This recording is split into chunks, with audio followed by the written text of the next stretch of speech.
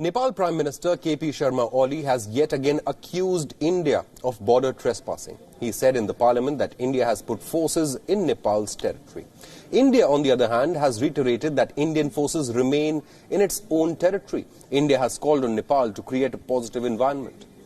Meanwhile, Uttar Pradesh Chief Minister Yogi Adityanath has said that Nepal should not repeat the mistake of Tibet. He said that India and Nepal may be two political entities but have one soul. He further said, and I quote, "The two countries have cultural, historical, mythological links that date back several centuries," end quote. To this, Nepal Prime Minister KP Sharma Oli said that he regards this as contempt towards his country. He said if Uttar Pradesh Chief Minister had treated Nepal in that way, that is unacceptable. He added that Yogi Adityanath should not have spoken this way.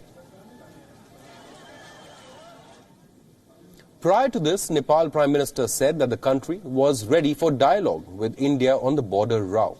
Earlier today, Nepal Prime Minister also said that 85% of coronavirus cases in the country came from India.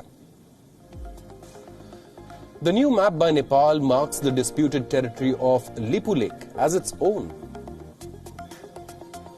The amendment proposal also depicts the areas of Kalapani and Limpiadhura, which belong to India within its own borders.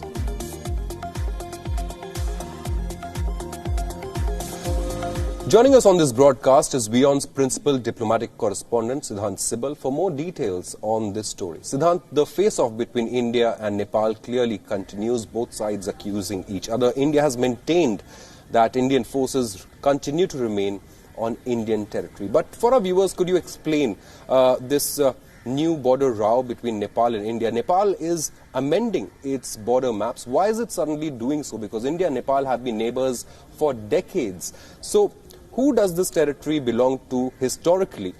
And has Nepal drawn new lines on the map and claimed the territory as its own?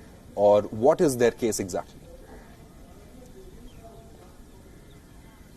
Well, Shobhit, this is not a 2 or 3 weeks old issue. It's not 2 or 3 months old issue. It's a 200-year-old issue. It was in the year 1815 that there was a treaty which was signed between the then British Raj and Kathmandu after Nepal lost against the British Raj. And under this treaty, or Treaty of Sagoli, the borders between British Raj and Nepal, when it comes to the eastern border, was decided when it comes to River Kali, and that was decided under the treaty. And there was the starting point of this river that is disputed because Nepal says that the British mischievously had changed the border, and the current territories, which are Indian territories, are supposed to be Nepali territory under the treaty. But the big question is, why now? Why suddenly 200 years after? And if questions are being raised about this specific treaty, then at the entire subcontinent there are so many countries who are bound to raise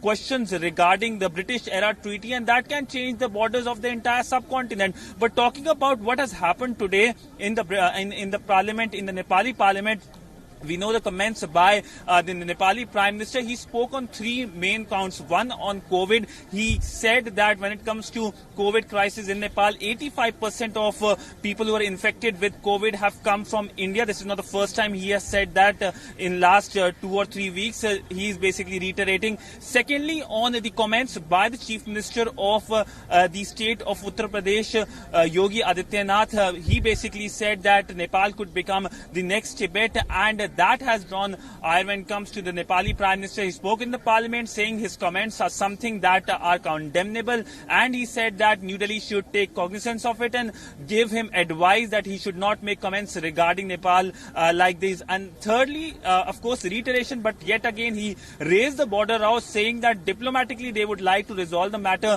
with New Delhi, but he said that these are Nepali territory, and the sovereign claim of Nepal is something that they are not going to give up so easily. Right. And these comments are something that are bound to again raise the row or the diplomatic row between New Delhi and Kathmandu, because New Delhi is not going to take it kindly when it comes to the territorial and sovereignty Absolutely. Of the country. And for that, India has urged Nepal to create a conducive, a positive environment for any talks to take place.